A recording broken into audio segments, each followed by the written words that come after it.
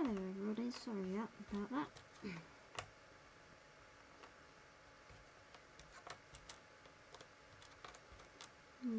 There's glue to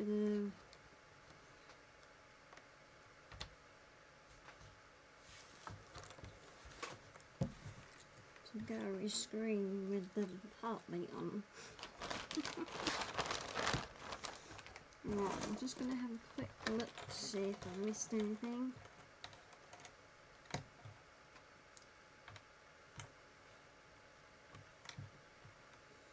And any of the corners, just double checking myself.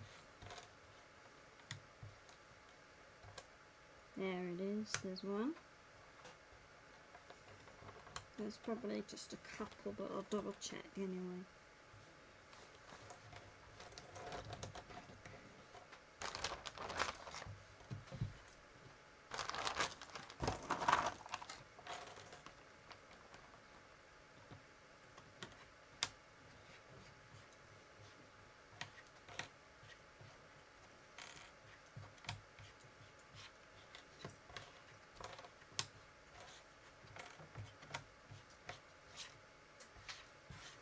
I just dropped one.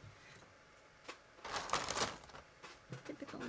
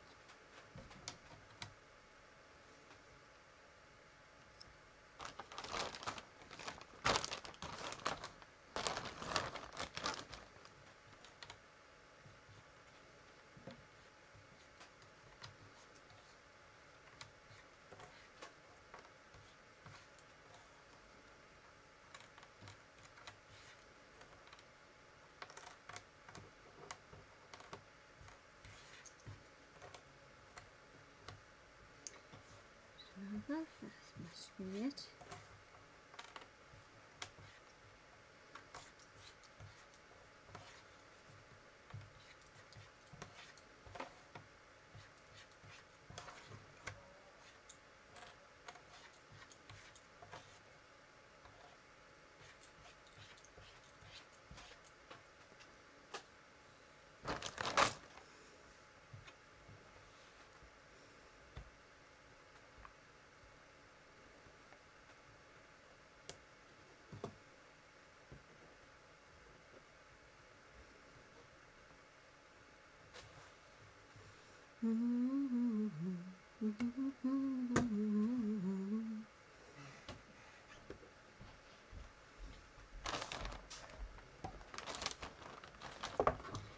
Let's double check.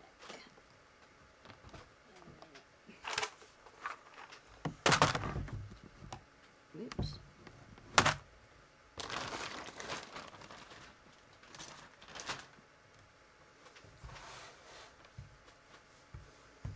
Where we go now? Let's see. Where we go now?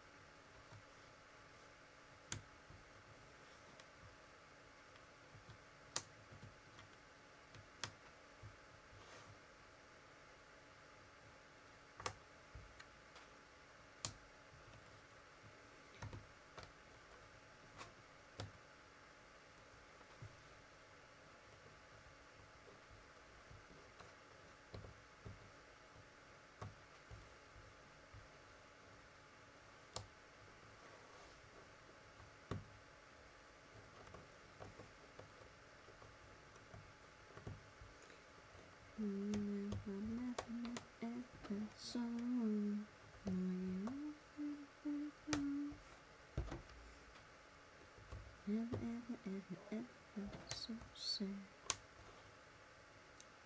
Nothing, just don't feel. I keep searching deeper than my soul. And all the answers don't wanna hurt no more.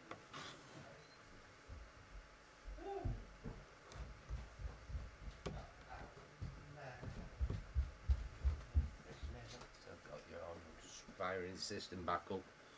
Just doing a scan. Oh, you found that piece? 2 pieces. On the boat, I meant. Yep. Cool. Excellent. That one and... Yeah, and that tree big.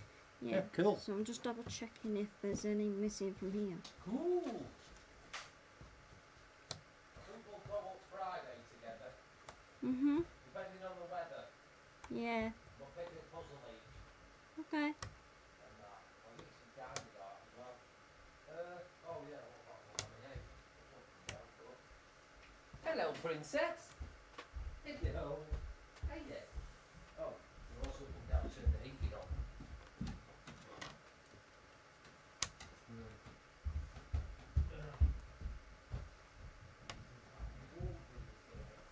got spraying to do. Oh, God,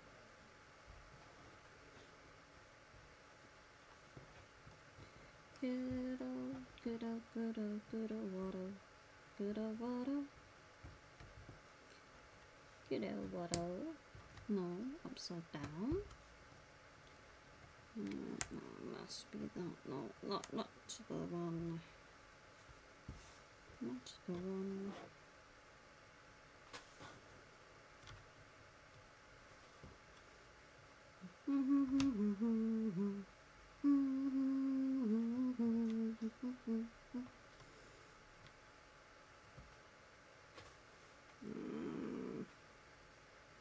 Where did I put the other one? There, where I from?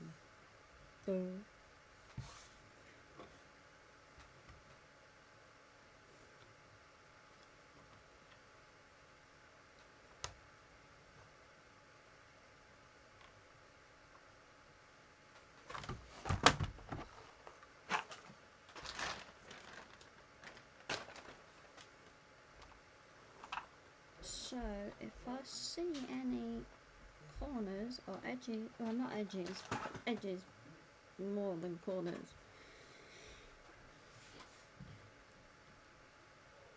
There you go. Hello, white bear.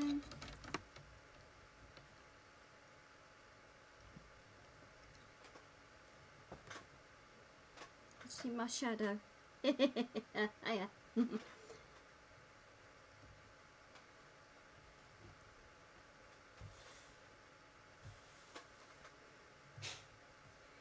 Basically, I'm doing the bottom edging at the moment.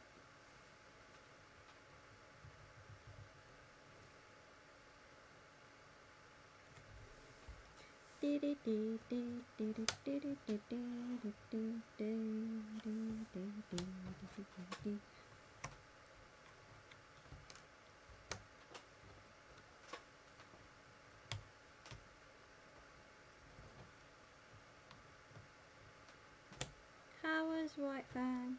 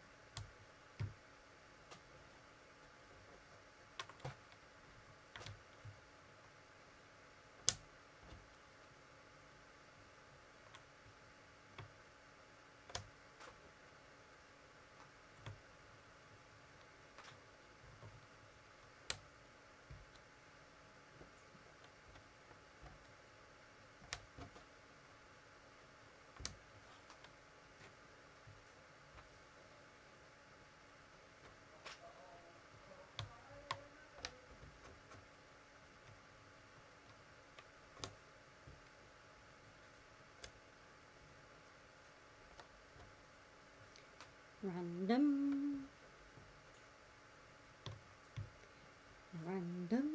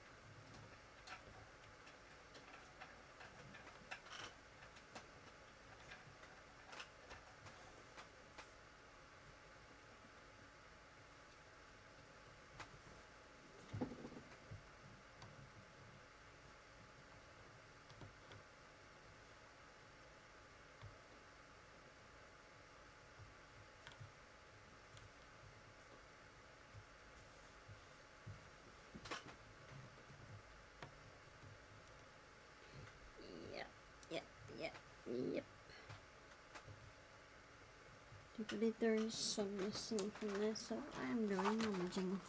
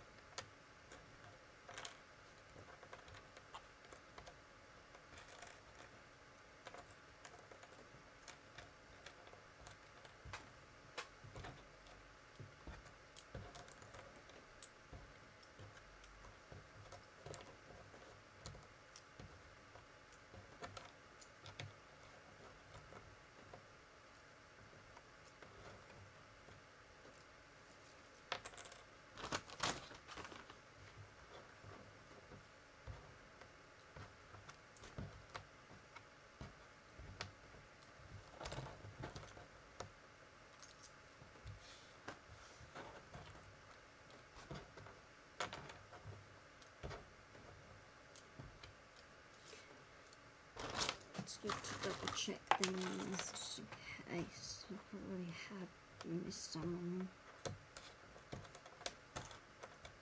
I think I go a bit too fast.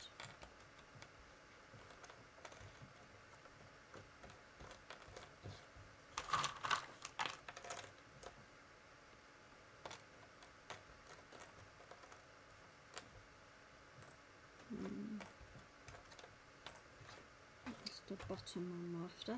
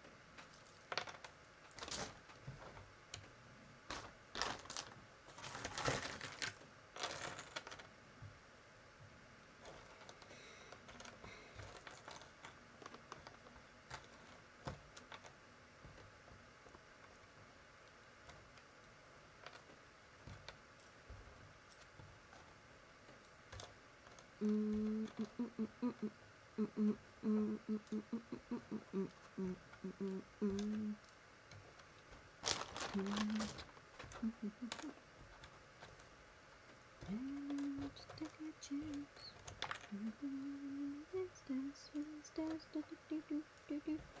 So let's dance. Twisted to everything that you want to, so let's dance.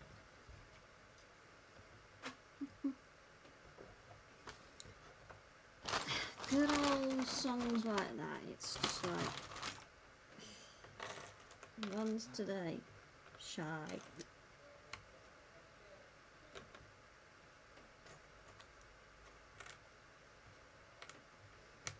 Love the old 60s, 70s, 80s music era.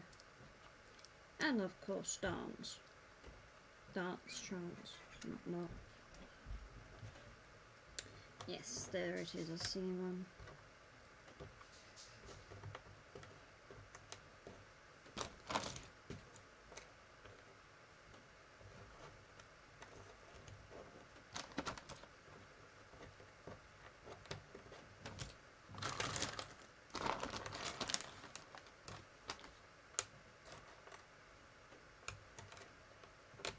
'90s boy band kind of thing I like too.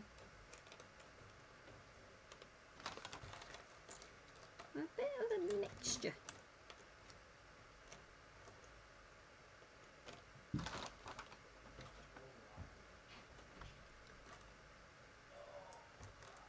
But there is a but. I'm not too keen on jazz, heavy metal,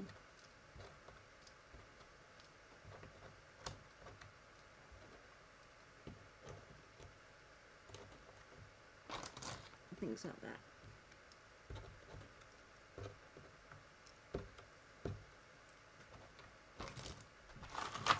Not too sure on classical either, but there is some classical ones that I like too.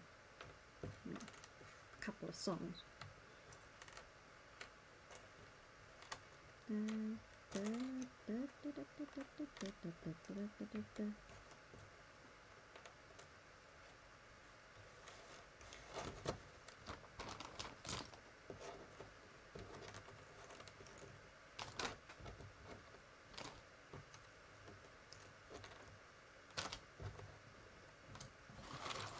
Oh, boogabum, boogabum.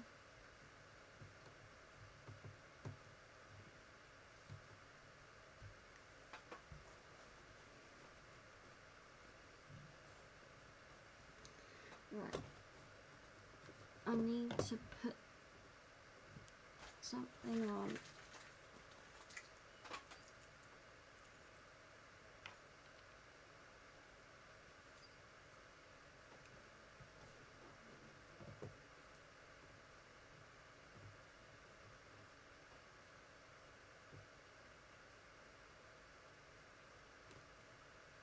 Season 5, Episode 8.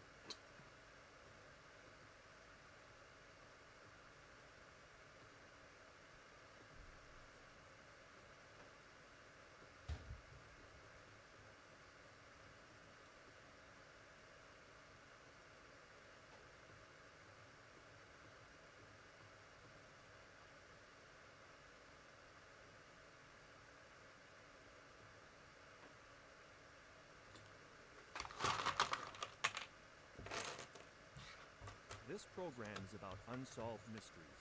Whenever possible, the actual family members and police officials have participated in recreating the events.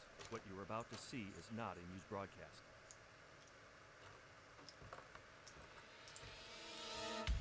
Tonight on Unsolved Mysteries. In honor of Veterans Day, the compelling saga of America's last POW. April 20th, 1965. American involvement in Southeast Asia was on the rise. Colonel Charles Shelton, an Air Force pilot stationed in Okinawa, said goodbye to his wife and children for the last time. 9 days later, Shelton was shot down and captured while on a top-secret reconnaissance flight over Laos. For the next 25 years, Shelton's wife Marion waged a valiant crusade to prove that her husband was still alive, long after the war in Vietnam was over. In 1991, a young woman was driven to a remote area in Florida and brutally murdered by two men who who thought they had committed the perfect crime.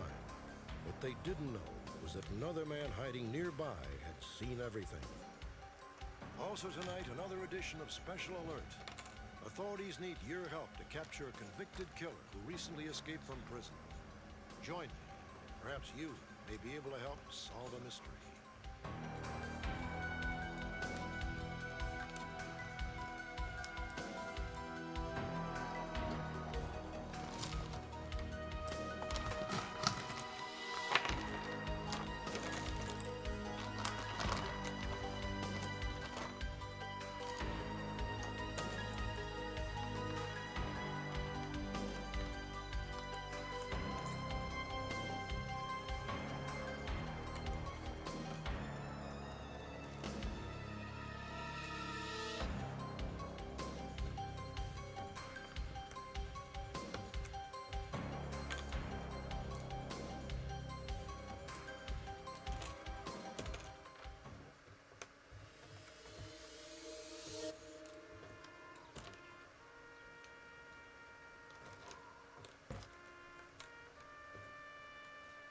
On a chilly morning in October of 1990, the family of Air Force pilot Charles E. Shelton was joined by friends and dignitaries at Arlington National Cemetery in Washington, D.C.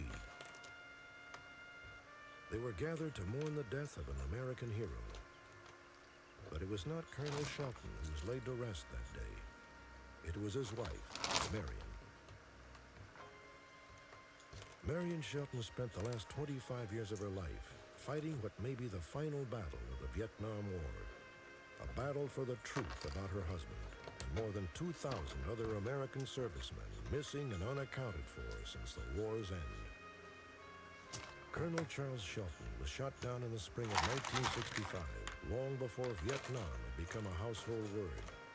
Today, Colonel Shelton has earned a unique but tragic honor.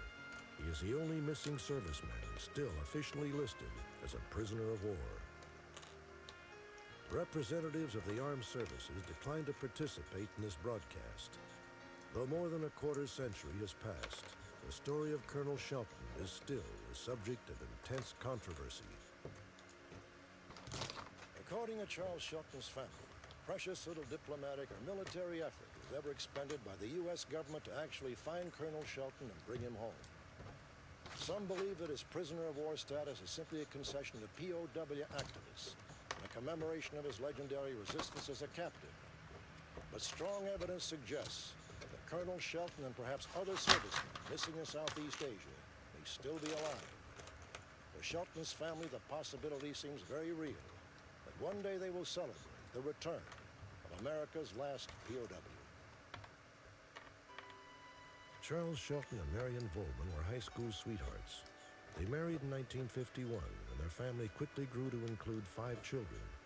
But Charles and Marion always acted as though they were still on their honeymoon. Is everybody ready?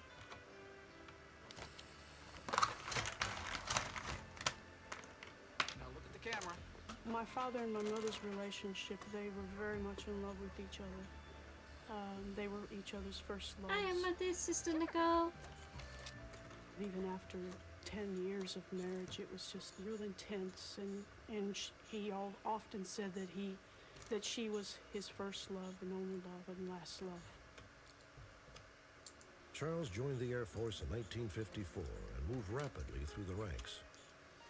At the time, American involvement in Vietnam was quietly and steadily on the rise. Charles Shelton was swept up in the tide. In 1962, Shelton was sent to Saigon to train Vietnamese pilots. 3 years later, doing, my he sister? began flying top-secret photo reconnaissance flights over Laos. In 1965, Dad was definitely at the peak of his career. He was just about finished with his tour of duty in the secret part of the war in Indochina. He had been, at that time, the senior tactical reconnaissance United States Air Force pilot involved in the war in Laos. Laos borders Vietnam on the west.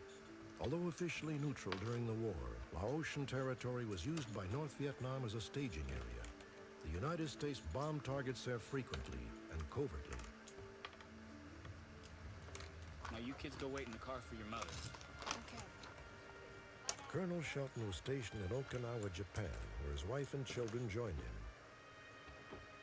But he was often gone for weeks at a time, and enduring the pain of separation became a familiar duty for Marion and Charles.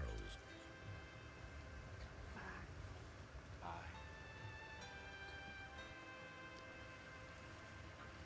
I'll wait right here till you get back. We better.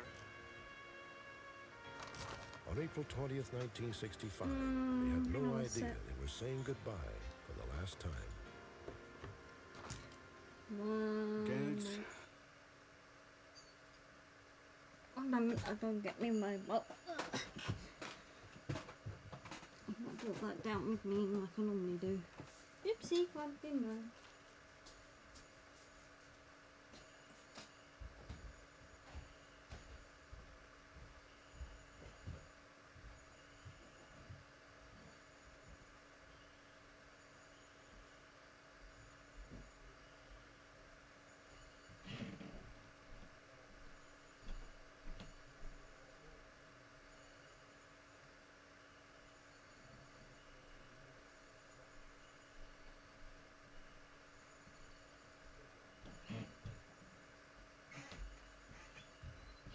Install on the new system at fucking nearly 200 gig rate in about fucking 2 minutes.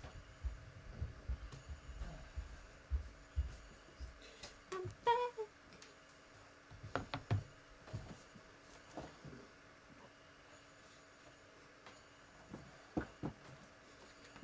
Oh, Nicole. Hey, kitty cat. You want some treats? Yeah. Gourmet tonight. Gourmet. Covered.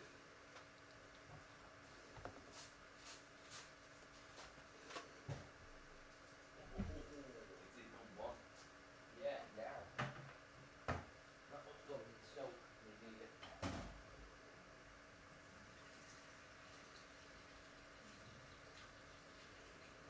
Oh,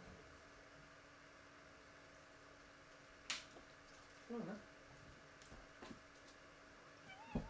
Yeah. all right. Oops. What? I'll listen to the audio thing after.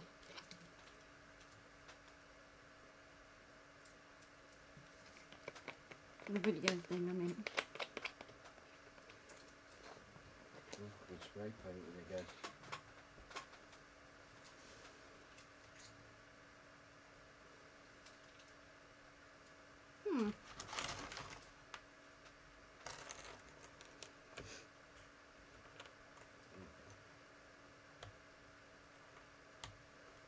That's it, all done.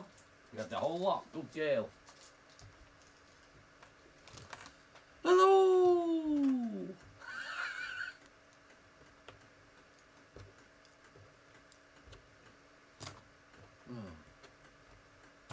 Have you found all the edges now?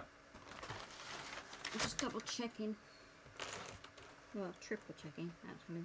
You know the edges are straight. Yeah, I know they are. Obviously. Cheeky bugger.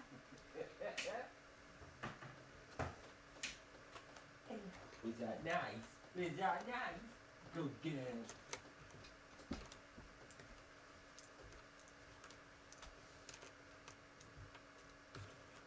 Being cheeky again. Him? No. Never.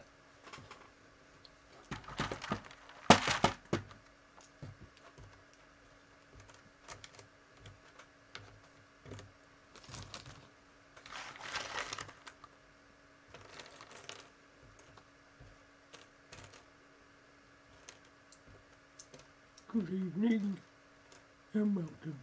What the hell was that? I don't know, I'm waiting for shit to do, so I'm doing that and spray painting, so I've got fucking loads to do. And you're waiting for a game to install. Yeah, but I'm not going on it. I'm just installing it, that's all. I tried that one that you went on before. What? That, Pawn shop simulator? yeah, it's a bit... Fucking rock hard. I don't know what the fuck to do on it.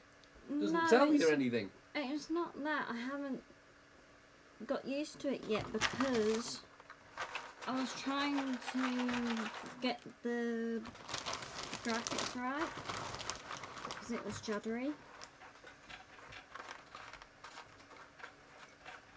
Oh, yes. Got it. Sorted. Not it? Yes. Square's finished. Yes. Rectangle. Yes.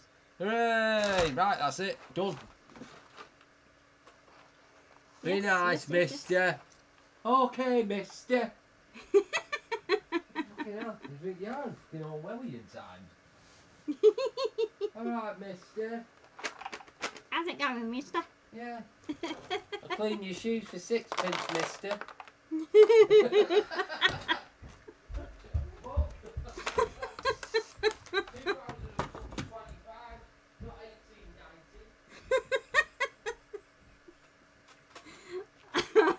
Oh my god. God, Nicole, you have me in stitches right now. So this bit here is the river bit. So I've got to find the river pieces. Fun. I'm gonna do as I've done before. Work my way from left to right and then work my way up. You want your chimney sweeping, Governor?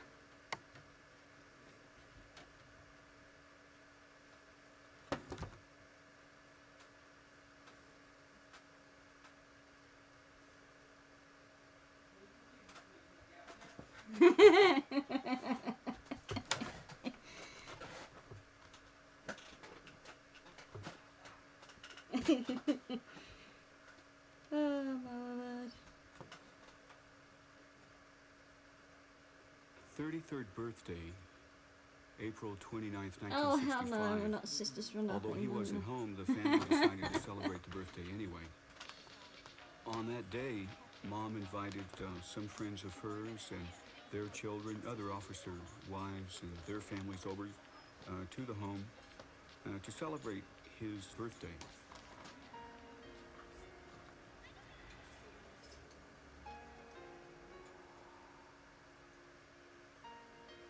Hi, Don. Marion? I thought you were flying today. Hi, Mike. Marion, I need to talk to you. What is it? Marion, Charles' plane was shot down a couple hours ago. Oh, he's all right. They've been in radio contact with him. There's a search and rescue mission underway even as we speak. Where is he? He went into the area called the Plain of Jars in northern Laos near the Pathet Lao headquarters in Sam Nue. This is Grasshopper 32. Come in, Whiskey Angel. American planes made visual and radio contact with Shelton. But before rescue helicopters could reach him, a sudden change in the weather sealed his fate. There was a low cloud coverage, which made it impossible for anybody to get in really close and maneuver without a tremendous amount of danger. So Dad was left sitting on that hill for 3 days waiting, and nobody ever came. There was just no organized rescue in those days. That was 1965, he was shot down. If he was shot down in 1968, at the place he was shot down at, I think he'd been out of there in an hour and a half. For 3 days, Shelton eluded capture by the Pathet Lao, the communist forces operating in the area.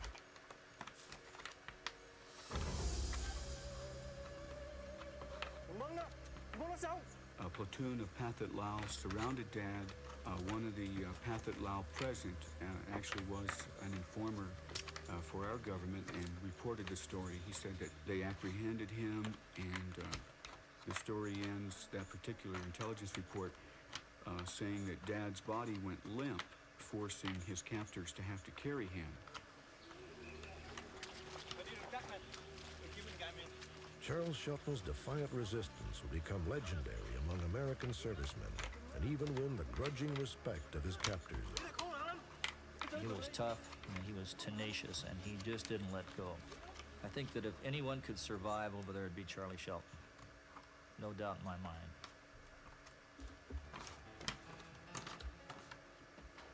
Marion Shelton was officially informed that her husband was a prisoner of war.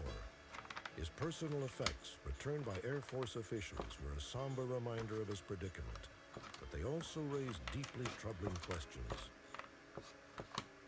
Inside the footlocker, Marion found her husband's dog tags and his military ID, which are normally carried by Air Force personnel at all times.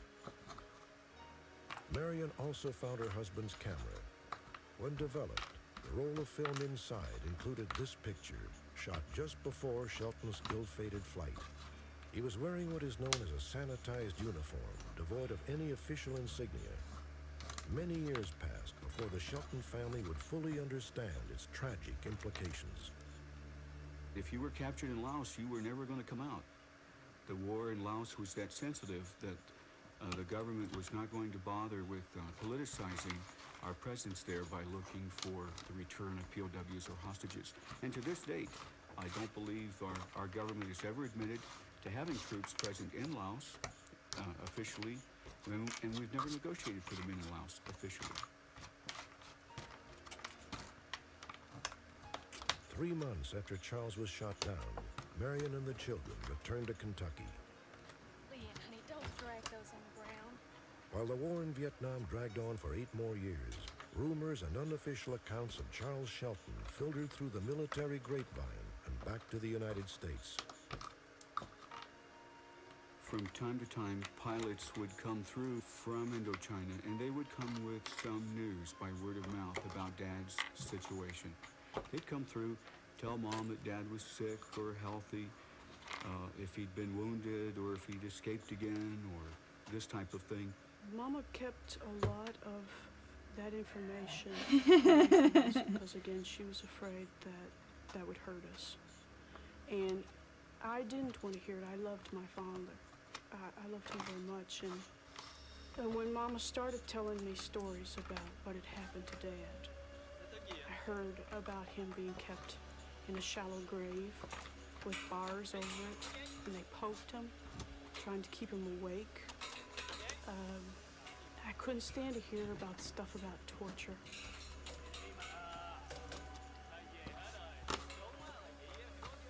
I have asked for this radio and television time tonight for the purpose of announcing that we today have concluded an agreement to end the war and bring peace with honor in Vietnam. Finally, on January 27, 1973, President Richard Nixon appeared on national television with a message that Americans had been so desperate to hear. Washington time.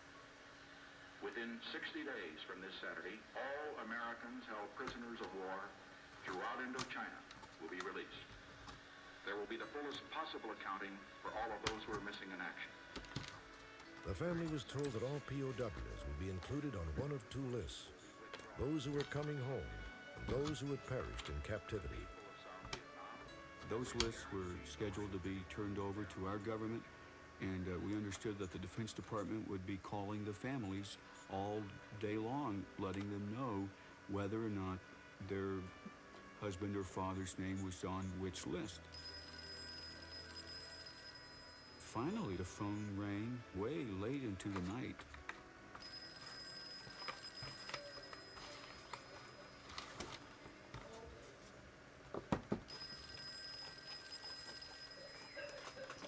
Hello?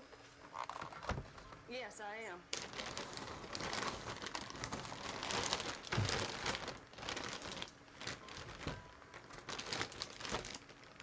I see.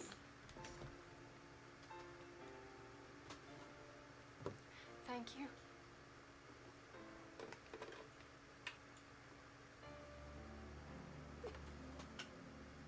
She began to cry, and of course I knew what that meant. Dad's name wasn't on the list. We naturally concluded that therefore, we would be told soon just how he died in captivity and his body returned, and that was the end of the story. And I think we all felt, although a sense of loss at the time, there was also an even greater sense of relief that the waiting was over.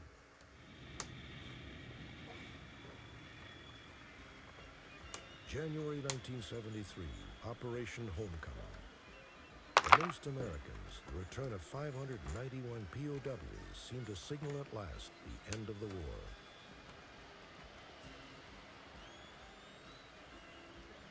Soon after, in April of 1973, the Pentagon issued a statement that stunned the families of those servicemen still missing in Southeast Asia.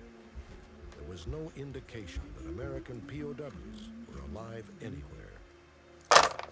Mom realized Hey, I think, kitty. more and more that if Dad would ever come home, or if any of the prisoners would come home, that it really depended on the efforts of the families. And she seemed convinced of that early on, so much so that she ventured into Southeast Asia. Hold a bit. August 1973. Finished. Only a few months after the end That's of the the bit Vietnam next to War, it. Bill, the other Marion one, left the look, safety of Moors. Kentucky and traveled halfway around the world. That's that bit over there in that Accompanied by bottom reporter corner. Leah Larkin, she visited the jungles in Laos that had claimed her husband. Maureen. Marion's pilot and guide was an American operative fluent in local dialects.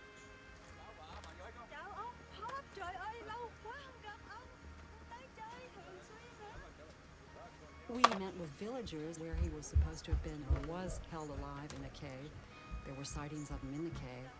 And some of the villagers had actually visited some of these caves and had seen prisoners.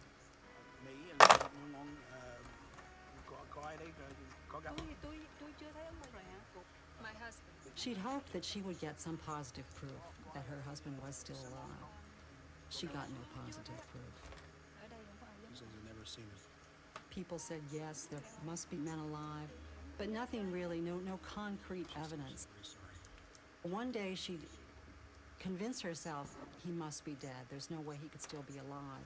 And the next day something would happen to give her a glimmer of hope. It was this constant going back from one to the other. He's dead, no, he's not dead. And I think, that's a torment that's very difficult to live with, and it's obviously torment that plagued her the rest of her life. Marion Shelton returned home empty-handed and disheartened. But 2 years later, events in Southeast Asia provided a windfall of new information and new hope. On April 29, 1975, Saigon fell to communist forces. It was 10 years to the day after Charles Shelton was shot down. Thousands of refugees fled Vietnam, crowded into vessels that were barely seaworthy. These so-called boat people brought stories about American servicemen that sent shockwaves through the POW MIA movement. They came out all over Southeast Asia, Hong Kong, Malaysia, the Philippines, Thailand, and hundreds and then thousands told of seeing American pilots, American prisoners, still in chains, gaunt, starving, begging for food, in prison, in captivity, on work gangs. This is how we knew for sure Where's my that our piece? men were left behind. Patrick. Hey, This propaganda film, shot in North Vietnam, shows American POWs held during the war. According to the refugees, many were still alive 2 years after the war had ended. For reasons that remain the subject of controversy, the U.S. government withheld the refugees' accounts in classified files. The stories are overwhelming in their specificity, in their clarity, and in their numbers. But if you mark it secret and you keep it locked up in the safes, behind locked doors, behind guarded doors, then we don't know it's there. Eventually, through the Freedom of Information Act, Marion obtained hundreds of classified documents pertaining to her husband. Credible sources, many of them CIA operatives, reported that Charles was alive even as late as 1983, 18 years after he parachuted into Laos. There were so many documents that said Colonel Shelton and other men were alive. It was apparent that there was just such a gigantic amount of evidence. There are reports in his file that he was shot in the legs because they were so tired of him escaping, and more reports that he just kept trying to escape afterwards. A particular report that was picked up off of the radio between Pathet Lao headquarters and Hanoi indicated that in 1968, the Pathet Lao turned battle to the North Vietnamese, and they decided to interrogate Let on me a no. Even drew a picture. Oh my god! That's random shit I write down. Yeah, and then when we find it, and we end up laughing our heads off.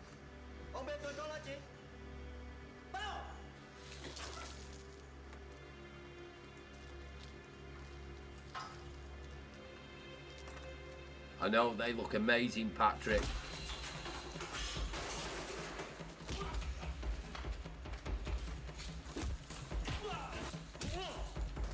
When the North Vietnamese returned with more personnel to apprehend and control Dad, they found that he had already killed the other guards that were present during the interrogation.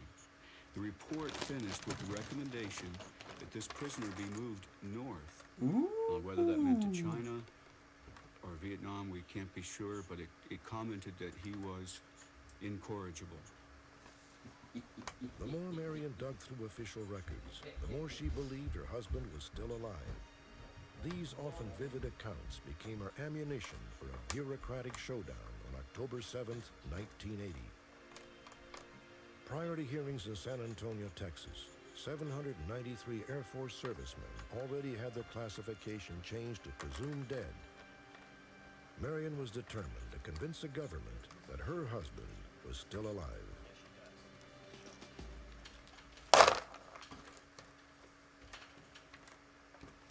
When I was in Vietnam and Laos in 1973, I met with a delegation of the North Vietnamese. I was seeking any information I could find regarding the fate of my husband. When I asked specifically about my husband, I was told by the North Vietnamese, "Why are you asking us when your own government says they are all dead?" I am terribly disappointed that our government has made it so easy for them to evade an accounting. I feel that presuming people... When they set up and decided to hold these status review hearings, I don't think they had any idea about burden of proof. Burden of proof is a legal concept. What they were going to do was make the service member's family come in and prove he was still alive when the only information about whether he was really alive was in the hands of the government. That seemed quite unfair. Did he have a mustache? We argued that instead it should be the service's duty to prove that he should be changed to killed in action. In other words, what evidence do they have that he was dead? They do have evidence he was alive. Now, what evidence do they have to change that? The board finds that by a preponderance of the evidence, Colonel Charles E. Shelton can reasonably be presumed dead. These findings were reached by a majority decision of the board. 4 years later, Secretary of the Air Force Vernon Orr refused to accept the board's recommendation. In 1984, he upheld Charles Shelton's status as a prisoner of war, making him the only one of more than 2,000 missing servicemen not listed as presumed dead. You think your husband's alive? I think he very well can be, and probably is. It was a weary Marion Shelton who took to the airwaves in the late 1980s. Before national audiences that numbered in the millions, she continued to press for a vigorous follow-up to the reports of surviving POWs. They know there's prisoners over there, and I think they know that my husband's over there. My mom was so busy doing a lot of the POW things and going all over the country and speaking and on television, and she didn't know how to cope with it. And when she would come home, she would drink in private and sleep. She couldn't take it any longer. She knew that Colonel Shelton was alive. She knew many other men were alive, and she could not stand to hear the U.S. government continually lie about it. Slowly, her heart started to break that the United States government, what my dad fought for, was not going to bring him home, or was not trying hard enough. So it devastated her. Her American dream that we were all supposed to have was broken. Despair finally overwhelmed Marion Shelton. On several occasions in 1987 and 88, she was hospitalized for alcohol abuse. Marion's 25-year struggle for her husband's freedom finally came to an end on October 4th, 1990. Her body was discovered by friends on the patio of her home. Marion Shelton had shot herself in the head. Marion Shelton was the POW movement. She's done more, did more while she was alive than just about any other person to try to bring those men home. Oh. Charles was my childhood sweetheart, my best friend, my protector. I prepared myself, as did my husband, for him to be wounded, captured, or killed. But we were never prepared for him to be abandoned by his own country. I do know that there are men still there, and I'm pretty sure my dad's one of them. And even if he died 10 years ago, I blame our government for not bringing him home and leaving him behind. To those people who would listen to our story and just conclude that we're living in a kind of fantasy land, I would remind them that 2 years ago, the government of the Soviet Union repatriated to Japan 70 prisoners of war taken from Japan in World War II. And that the French were still being released by the Vietnamese as late as the 70s and early 80s, who were captured at Dien Bien Phu in 1954. So it's not unusual for, as we see, communist governments keeping citizens as long as they want to. And sometimes prisoners can live, obviously, for decades in captivity.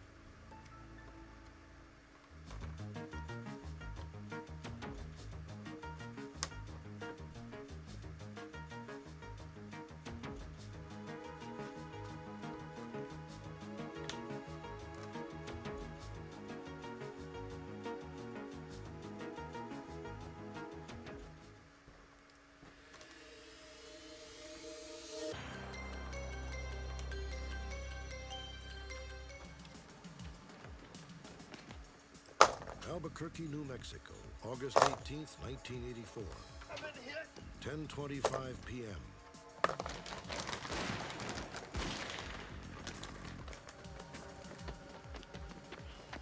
We hit twice. We're real bad in the arm. 332. 32. 1083. We got shots fired. Start 4355. 10:28 p.m. Police units respond to that most urgent and personal of emergency calls. Officer is down. I knew I was losing a lot of blood. I was worried about that, and it was getting hard to breathe because of the wound in my side in my left lung area. But I had an attitude that I was not going to die, that I was going to make it through it, and I think that helped a lot. Pretty good. He's doing all right. Got 2 hits here. One right here, that one in the arm right here. Vic Webb had been on the Albuquerque police force for 5 years, and this incident was the first time he had ever fired his gun on duty. What happened? During the shootout, Webb was struck twice. Without the rapid response of his fellow officers, he would almost certainly have died. Hang in there, hang in there. At any moment on any patrol, police officers must expect the unexpected. The night he was nearly killed, Vic Webb and another officer entered a local pool hall with an arrest warrant for a female suspect in a fraud case. Instead, they found themselves face to face with a trigger-happy ex-con. The evening began when Officer Rick Foley sat down at the police crime computer. He discovered an outstanding When you arrest say things for a like woman that, he wanted to question Nicole, on another case. expect him to go on a mission. An informant told Foley that the suspect frequented an Albuquerque tavern called Gary's Game Room.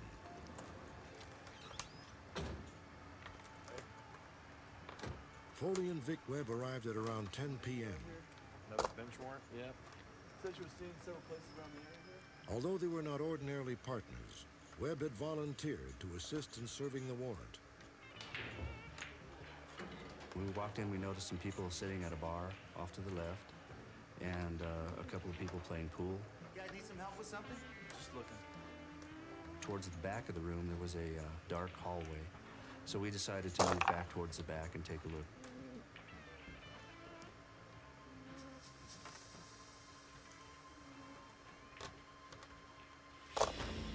Your guns. Give me your guns. Get to me now! This was a situation where we were caught absolutely cold, and here was a guy pointing a gun at us, demanding our weapons. I'd been out of the academy for approximately a year and a half, 2 years. Fairly new on the department, and my first thoughts were I couldn't believe this was happening to me. I snapped back into reality and knew that if, in fact, he was gonna shoot me or kill me, I didn't want it to be inside the game room.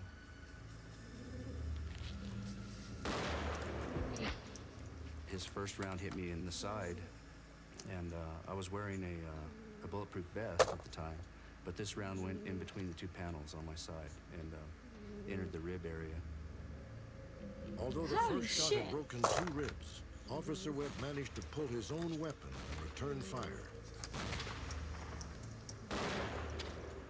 We were probably about 3 feet apart at this time, but he was on one side of the wall and I was on the other side.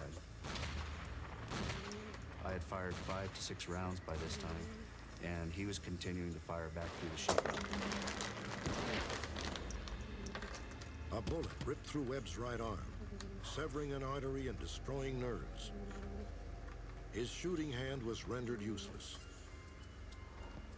Webb made his way to the exit and struggled to his feet.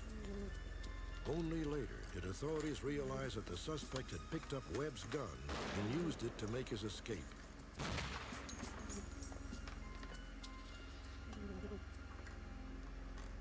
The alleged assailant was subsequently identified as Lyle Moody, a paroled armed robber with a criminal record stretching back 17 years. The great irony in this case is that the fraud suspect Webb and Foley were initially seeking had been arrested 18 months before. Her name had never been removed from the police computer.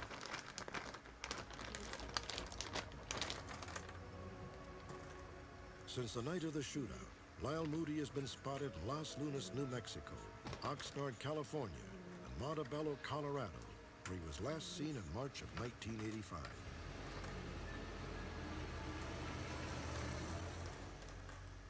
I would hope that the police officers who run across him the next time know who he is and know how dedicated he is to not going back to prison.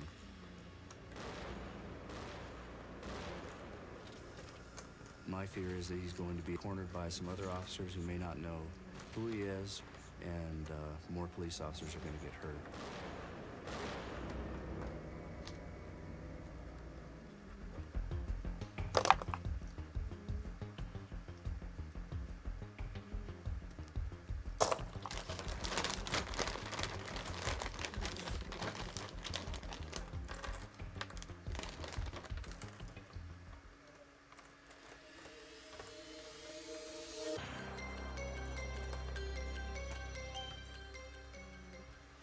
Recently, we were contacted by the FBI with an urgent request. They hoped that our viewers might assist in locating a convicted murderer who had just escaped from the state penitentiary in Bismarck, North Dakota. Please watch closely. Perhaps you will recognize Richard Lee McNair.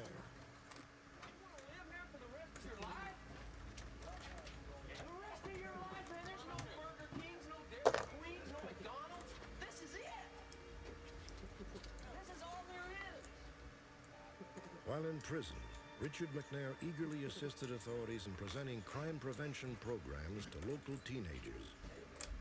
Richard McNair was really a model prisoner here at the state pen. He was the editor of the inmate newspaper, very polite to staff. Most people seemed to like him.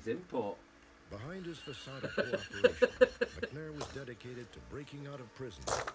His first attempt in April of 1991 was a failure, but McNair persisted.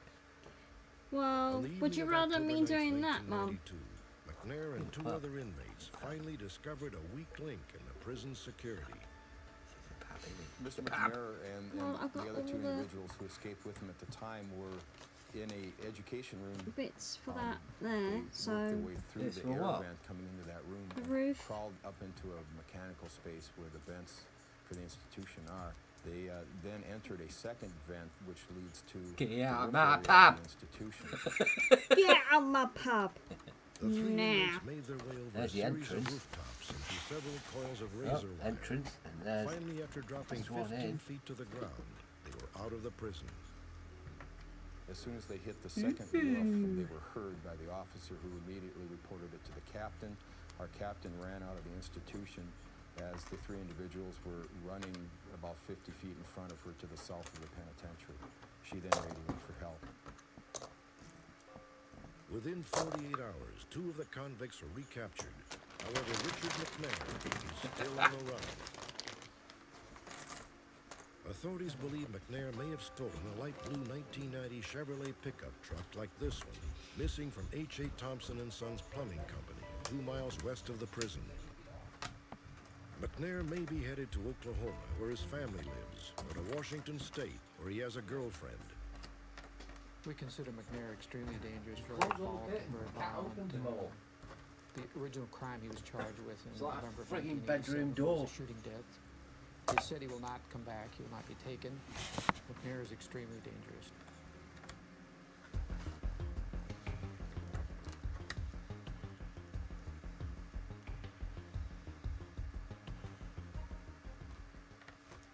Next, a mysterious witness reports a brutal murder in Florida. You're making me want to build a pub. For the police, nothing is more frustrating than the case where they are virtually positive they know who committed a murder, but have no way of proving it. Florida authorities are caught in just such a dilemma. Their only hope of closing the case is to locate an unknown eyewitness, a man who called the Miami Police Department on May 1st, 1991.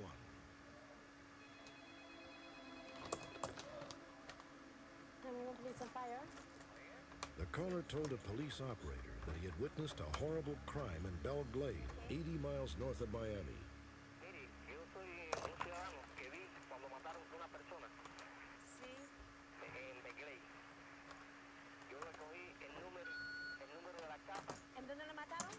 The operator could not fully understand the caller, so she connected him to Detective Bert Blanco. In a rushed, nervous voice, the caller began to describe a grisly scene which he had witnessed several days earlier. He said he was hunting illegally in a sugarcane field when he heard a vehicle in the distance. The man stated that as he ran to hide, a blue Ford Bronco pulled up nearby. A man and a woman got out. She called him Ricardito. What you are about to hear is a translation of the eyewitness's phone call to the police. They started to argue, the girl and him. It appeared to be a drug problem. He was telling her to give him the money. She told him she could not give him the money yet. There were two of them. The young man appeared to be Cuban, and the other Mexican, by the way he spoke. She was shouting, "Ricardito, don't kill me, Ricardito."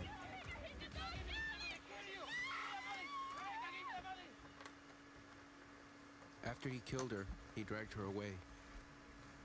So I got down on my knees because I thought if this person sees me, they're going to kill me too. Then the Bronco pulled away. I saw a 7 and a 2 on the license plate. Then I left because I was scared. But later I thought it's a crime. The mysterious caller had said that the sugarcane field was behind a building shaped like an ice cream cone. Detective Frank Mayo of the Palm Beach County Sheriff's Department in Belle Glade was assigned to investigate. I left the station and went down to the area of the Twisty Tree. And once I was there, I looked around and I saw a set of tree lines about a mile south of the Twisty Tree. So I decided to drive to that area and start searching the tree line. As I was passing along the tree line in my vehicle, I saw like a small brown object over in the tall grass area. Not knowing at that time what it was, I stopped the car, and I got out and I walked over to the bushes. And after I got there, I realized it was the body of a female at that time, but the body was in a state at which, at that time, I couldn't determine which race it was. Detective Miller notified headquarters.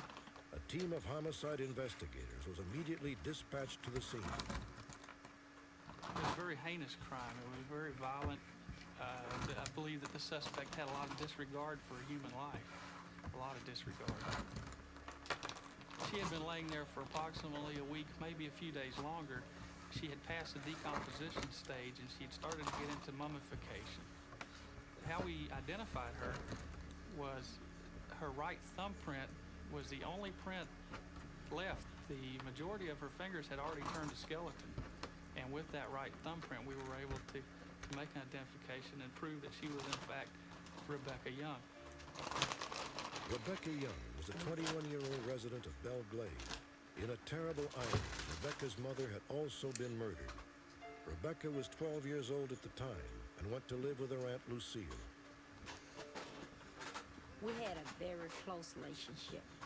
We was friends, we was sisters, we was mother and daughter, we was grandparents too, and this is the way I raised her and her brother.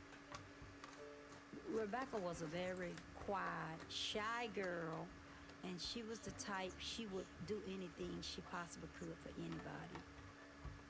She was the type of child I would give anything to have over again. Police began to dig into Rebecca Young's background, looking for a murder suspect. They soon discovered that after high school, Rebecca had become involved with a man known to be a petty criminal. She had gotten hooked up with a person locally who had gotten her into a different type of life than she was accustomed to. He started introducing her to the drug scene and prostitution and things of this nature. He had beat her up on more than one occasion and had intimidated her and threatened her into this type of lifestyle. While police have determined that the man is not a suspect in Rebecca's murder, they do believe that his petty thievery may have led to her death. This person may have robbed the client without Rebecca's knowledge that he was going to do this. Rebecca may have suffered the consequences as a result of his actions. On May 14th, 1991, 3 weeks after Rebecca Young's murder, the Palm Beach County Sheriff's Department detained a possible suspect. He was a local man who had reportedly told a prostitute that he killed a black woman. When the man was pulled over, police suspected that he was drunk. Man, I'm clean, man. See? I'm clean, man. Sir, step out of the road. What'd you stop me for? Sir, step to the back of your car. I know what you guys want, right man. There, come on, give me a break. Sir, step to the back of your car. Man, I didn't do nothing. Sir, step to the back of your car. Don't move. Before I could interview him, he told me that I wanted to talk to him about a murder. And when I told him, no, I wanted to talk to him about the prostitute he had been out with, he said, I don't want to talk to you, I want an attorney. And at that point where we didn't have any further evidence that he was involved in this, I had to release him. Even though the suspect would eventually be released, police feel certain that he was involved in Rebecca Young's murder. They are now engaged in an all-out search for the elusive eyewitness who had originally telephoned them to report the crime. Little is known about the man, except that his first name is Antonio. He said he called from a payphone because he did not have a telephone at home. Judging from Antonio's accent, police believe he was born in Cuba. This is a portion of the actual tape recording of Antonio's telephone call.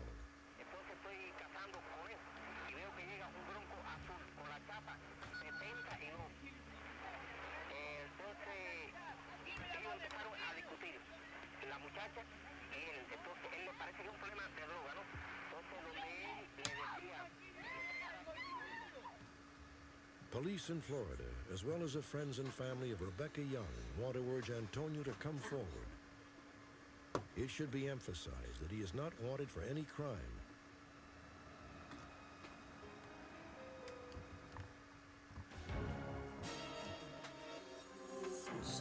begins.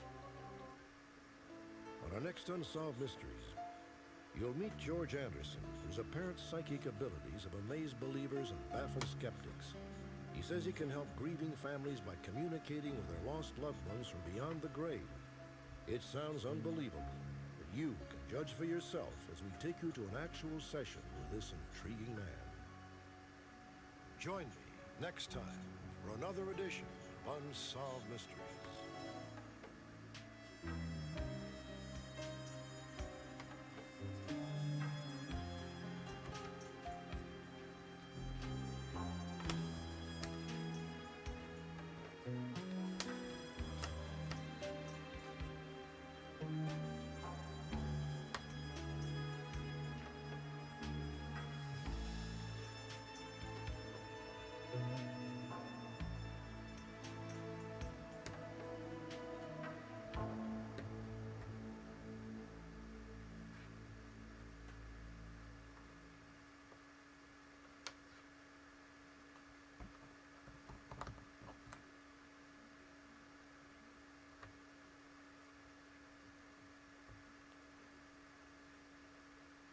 This program is about unsolved mysteries. Whenever possible, the actual family members and police officials have participated in recreating the events.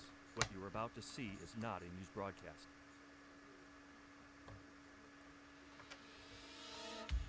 It sounds unbelievable, but many people say that this man has uncanny psychic abilities which enable him to communicate with those who have passed away and comfort those who mourn them. His name is George Anderson, and tonight we will examine his claims and witness an actual psychic session which has surprising results. In September of 1988, David and Cynthia DeWallaby were shocked by the brutal murder of their 7-year-old daughter Jacqueline. 2 months later, their nightmare became a descent into hell when authorities charged them with a crime. Also tonight, a heartwarming update. Thanks to our viewers, a woman has finally found her long-lost brother. Join me for their joyous reunion on another edition of Unsolved Mysteries.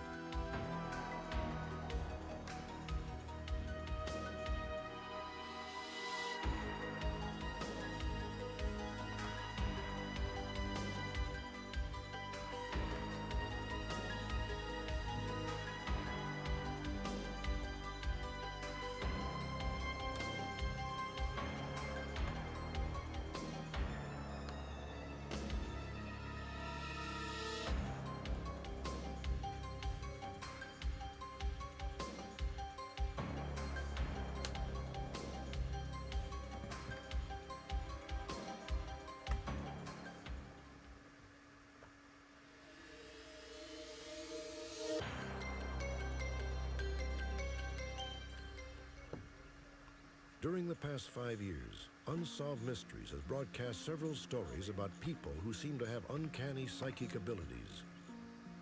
One of them was Dorothy Allison, a New Jersey housewife who had envisioned several clues which helped police locate the body of a young boy drowned when he fell into a rain-swollen creek. Later, we aired the haunting tale of Teresita Bassa, a murdered woman who purportedly spoke through a friend to name her own killer. When police arrested the man, he confessed. And finally, there was a story of Coral Polge, a British woman who draws eerie portraits. Her clients say that Coral's drawings uncannily resemble their deceased loved ones, people whom Coral could never have met. What these stories have in common is that no one, not even the most hardened skeptic, has come up with a rational explanation for what appear to be genuine psychic episodes. That is also true of the man you're about to meet, George Anderson, Long Island, New York. He seems to have an uncanny ability I will be to live communicate later with the on. We're spirits going to have of those who have passed some on. logo quiz. At times, it does seem, even for me, that when I'm I've literally set up on listening to my them or computer. listening to a conversation or feeling I'm So, listening. I don't we'll want have people to it. get the impression it's all that I'm We've got a hearing game clearly. for that. So I'll see you guys later on. Lots of love to you. Take care of yourselves. See you later. Bye, everybody. Bye.